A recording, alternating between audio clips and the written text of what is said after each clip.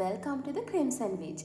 ඉතින් අද මම ඔයගලන්ට අලුත්ම රීඩින් එකක් අරගෙන ආවා. ඔයාලගේ හිතේ ඉන්න කෙනා මේ වෙලාවේ ඔයාලා ගැන මොනවද හිතන්නේ කියලා. ඉතින් ඕගොල්ලෝ මේ වෙලාවේ මේ වීඩියෝ එක දකිනවා නම් අනිවාර්යයෙන්ම මේ වීඩියෝ එක ඔයාට.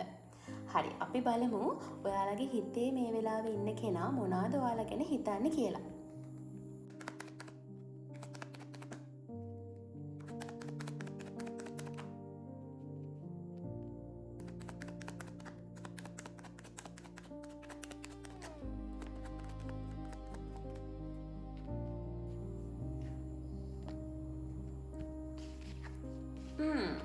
ඔයාලා නෝ කන්ටැක්ට් පර්සන් කෙනෙක් ගැනද හිතුවේ?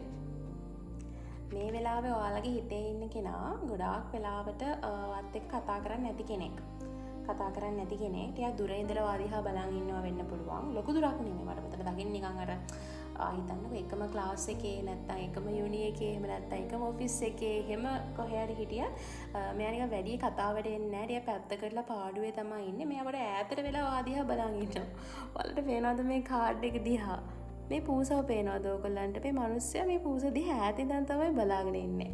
ඉතින් ඒ වගේ එනර්ජි එකක් තමයි තියෙන්නේ. කොහොම හරි ඒ වගේ කෙනෙක් ගැන තමයි ඔයාලා හිතාගෙන තියෙන්නේ. හැබැයි මෙයා මොන හරි ඔප්ෂන් දෙකක් අතර ජග්ලින් කරනවා කියලා මට පේනවා. ඒ කියන්නේ එක්ක ඔයා වෙන්න පුළුවන්, එහෙම නැත්නම් යාගේ ඔයයි තව කවුරු හරි වෙන්න පුළුවන්, එහෙම නැත්නම් ඔයයි තව යාගේ මොන හරි responsibilities වෙන්න පුළුවන්. ඕනම සිටුේෂන් එකක් අතර මෙයා පොඩ්ඩක් නිකන් දෙපැත්තට වැනෙන ස්වභාවයක් තියෙනවා. ඒත් එක්කම මෙයා වාගේ ෆ්‍රෙන්ඩ් සර්කල් එකේ ඉන්න කෙනෙක් වෙන්න පුළුවන්, එහෙම වෙන්න පුළුවන්. ඒ වගේ මෙයා හිතනවා නිකන් ඔයා හරිම නිකන් මොකක්ද කියන්නේ ටිකක් විනෝදයට බර කෙනෙක් කියලා එයා හිතනවා. එයා ටිකක් මොන හරි ඔයයි තව දෙයක් අතර නිකන් පොඩි දෝලනයක් යාගේ තියෙනවා. ඒ නිසා පොඩ්ඩක් සැලකිලිමත් වෙන්න. මේවා හිතේ තියාගෙන ඉන්න පුද්ගලයා කවුරුණත් පොඩ්ඩක් සැලකිලිමත් වෙන්න. ඔයා මේ වීඩියෝ එක දකිනවා නම් අනිවාර්යයෙන්ම මෙයාට ඔයාගෙන ආකර්ෂණයක් තියෙනවා, ඇට්‍රැක්ෂන් එකක් තියෙනවා.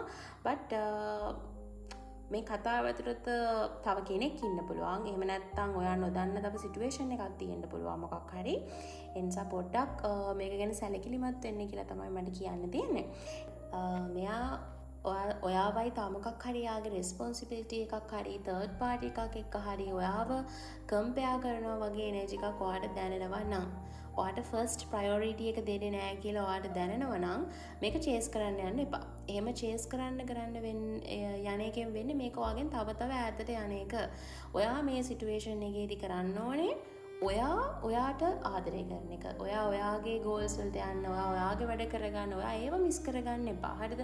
මොකද බලපු කෙනා කවුරු වුණත් එයා යාගේ වැඩ මිස් කරගන්නේ නැහැ.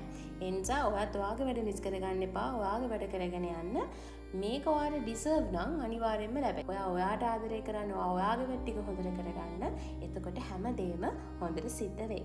එහෙනම් ආයෙ දවසක අපි රීඩින් එකකින් හම්බ වෙනකන් මම ගිහිල්ලා එන්නම්. මම Crimson Beach.